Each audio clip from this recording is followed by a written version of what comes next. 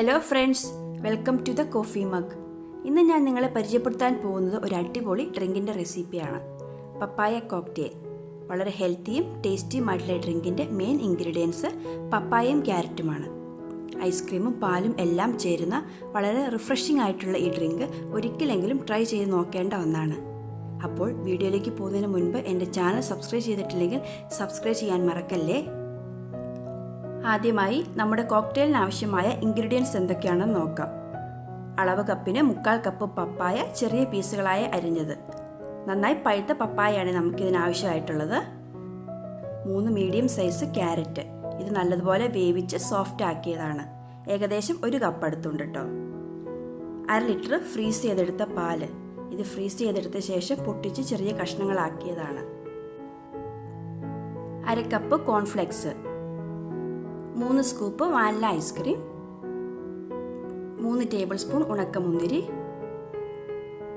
3 table spoon കശുവണ്ടി ചെറിയ പീസുകളാക്കിയത്, 6 table spoon പഞ്ചസാര. ഇവയാണ് നമുക്ക് ആവശ്യമായിട്ടുള്ളത്. ഇനി നമുക്ക് കോക്ടെയിൽ റെഡിയാക്കാം. അതിനായി ഒരു ബ്ലെൻഡറിൻ്റെ വലിയ ജാറിലേക്ക് പപ്പായ, ക്യാരറ്റ്, പഞ്ചസാര,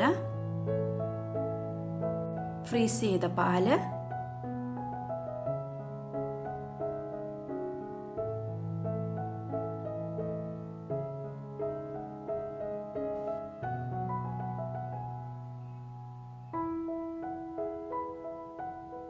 വാനില ഐസ്ക്രീം, ഇവയെല്ലാം കൂടി നന്നായി ബ്ലെൻഡ് ചെയ്തെടുക്കണം. ഏകദേശം 30 സെക്കൻഡോളം നന്നായി അടിച്ചെടുക്കണം. അതുപോലെ തന്നെ ഈ സമയം മധുരം നോക്കിയിട്ട് നിങ്ങളുടെ ആവശ്യാനുസരണം അഡ്ജസ്റ്റ് ചെയ്യാവുന്നതാണ് കേട്ടോ.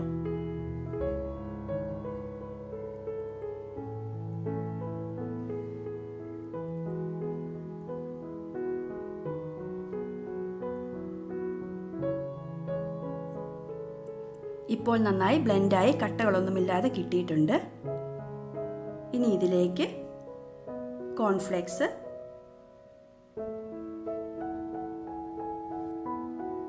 ഉണക്കമുന്തിരി,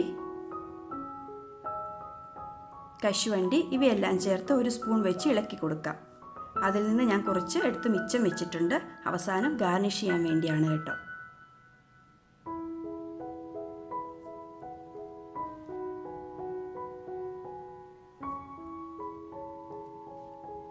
ഇപ്പോൾ പപ്പായ കോക്ടെയിൽ റെഡി ആയിട്ടുണ്ട്.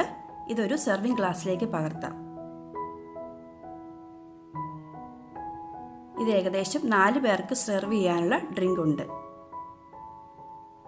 ഇനി നേരത്തെ മാറ്റി വെച്ചിരുന്ന കോൺഫ്ലെക്സും കാഷ്നട്ടും കിസ്മിസും കൂടെ നമുക്കിതിലേക്കൊന്ന് ഗാർണിഷ് ചെയ്ത് വയ്ക്കാം.